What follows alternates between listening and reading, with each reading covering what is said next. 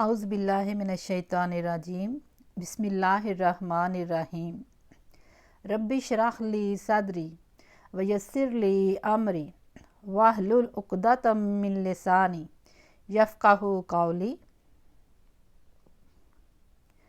ماہ صفر، ہم اس مہینے کے بارے میں یہ جانتے ہیں کہ یہ مہینہ منحوس ہے، اس میں مسائل، پریشانیاں اور تمام مصیبتیں نازل ہوتی ہیں۔ خاص طور پر مردوں کے لیے یہ مہینہ بہت بھاری ہے۔ آئیے ہم قرآن اور حدیث کی روشنی میں اس مہینے کے بارے میں جانتے ہیں۔ صفر اسلامی مہینہ ہے۔ کل مہینے اللہ تعالیٰ نے ہمیں 12 دیے ہیں اور یہ قمری سال کا دوسرا مہینہ ہے۔ سورۃ توبہ کی آیت نمبر 36 میں ہے، بے شک مہینوں کی تعداد اللہ کے نزدیک 12 مہینے ہیں اللہ کی کتاب میں، یعنی جس دن سے اس نے آسمان اور زمین کو پیدا کیا، وقت کی تقسیم سال اور مہینوں کی تعداد کو طے کر دیا تھا۔ 4 مہینے حرمت کے تھے، ذوالقعدہ، ذوالحجہ، محرم۔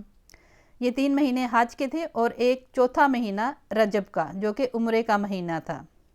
کل یہ 4 مہینے ہیں جو کہ حرمت کے ہیں کیا تھا۔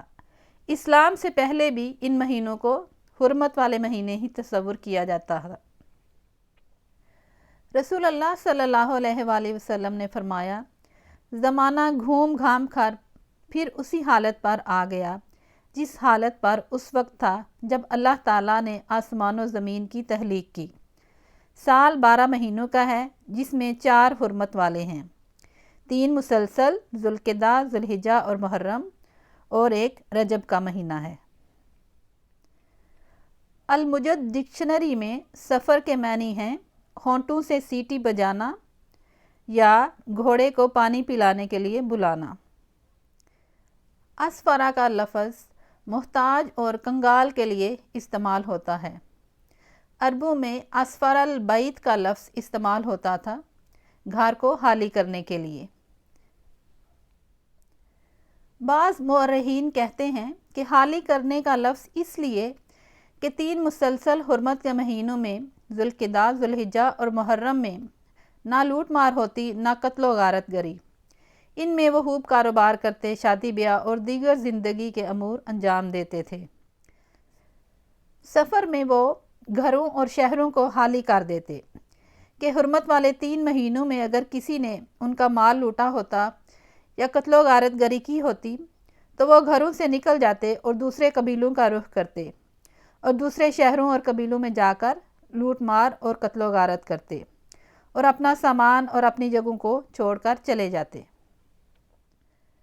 سفران المتاع کا لفظ بھی استعمال کیا جاتا تھا، یعنی اپنی تمام ضرورت کی چیزیں چھوڑ کر نئی جگہ چلے جاتے، پیچھے والا علاقہ خالی کر دیتے، اس لیے اس کو سفر کہا جاتا۔ اہل مکہ بھی اس کو جنگ کا مہینہ کہتے تھے۔ اس مہینے میں وہ جنگ کرتے، اس لیے لوگ سمجھنے لگے کہ یہ بدقسمتی کا مہینہ ہے، یہ منحوس مہینہ ہے، اور وہ سمجھتے کہ اس مہینے میں کوئی اچھا کام نہیں ہو سکتا۔ سوال یہ پیدا ہوتا ہے کہ کسی چیز کو منحوس سمجھے یا سعادت مند، اس سے اچھا شگون لینا ہے یا نہیں، اس میں شادی کرنی ہے یا نہیں، اس میں گھر خریدنا ہے یا نہیں، کیا اس بارے میں ہم اپنے باپ دادا سے پوچھیں گے، زمانے کے رسم و رواج کو دیکھیں گے، ہمسایوں اور ارد گرد کے لوگوں کو دیکھیں گے؟ نہیں، بلکہ اللہ تعالیٰ کی طرف دیکھیں گے۔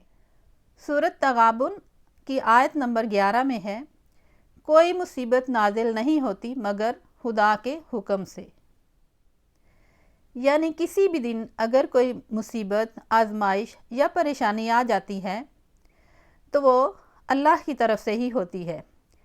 ویسے بھی اگر ہم اس بات کو عقل کی کسوٹی پر پرکھیں تو یہ بات درست معلوم ہوتی ہے، کیونکہ سال کے باقی 11 مہینوں میں بھی تو کوئی نہ کوئی مصیبت اور پریشانی آتی ہی رہتی ہے۔ یہ نہیں کہ صرف سفر کے مہینے میں مصیبتیں آتی ہیں اور باقی 11 ماہ میں کبھی کوئی تکلیف اور مصیبت نہیں آتی۔ اگر ایسا ہوتا جیسا کہ ہم لوگ سوچتے ہیں تو صرف سفر کے مہینے میں ہی مصیبتیں آتی، تو پھر ہم کہہ سکتے تھے کہ یہ مہینہ منحوس ہے، مگر ایسا نہیں ہے۔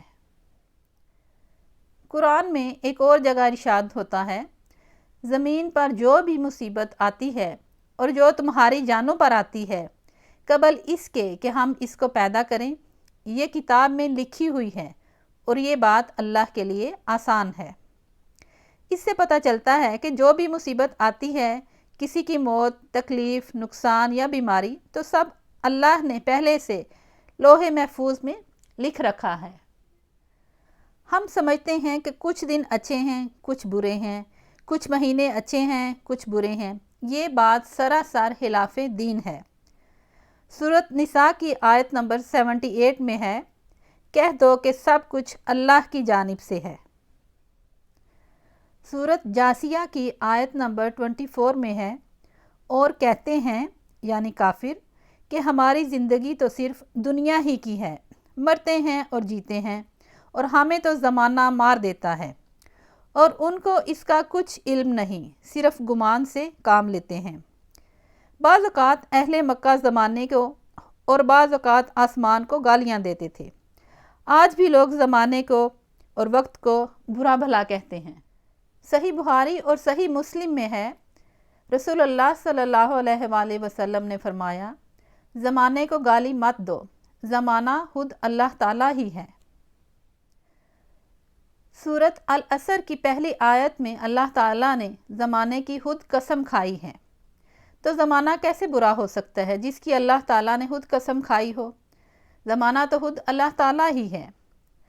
حاصل گفتگو یہ ہے کہ ہمیں ان تمام توہمات سے بچنا چاہیے۔ کبھی ہم مہینوں کو، کبھی دنوں کو اور کبھی زمانے کو برا بھلا کہہ رہے ہوتے ہیں۔ اللہ تعالیٰ ہمیں ان تمام توہمات سے بچنے کی توفیق عطا فرمائے۔ السلام علیکم ورحمۃ اللہ وبرکاتہ۔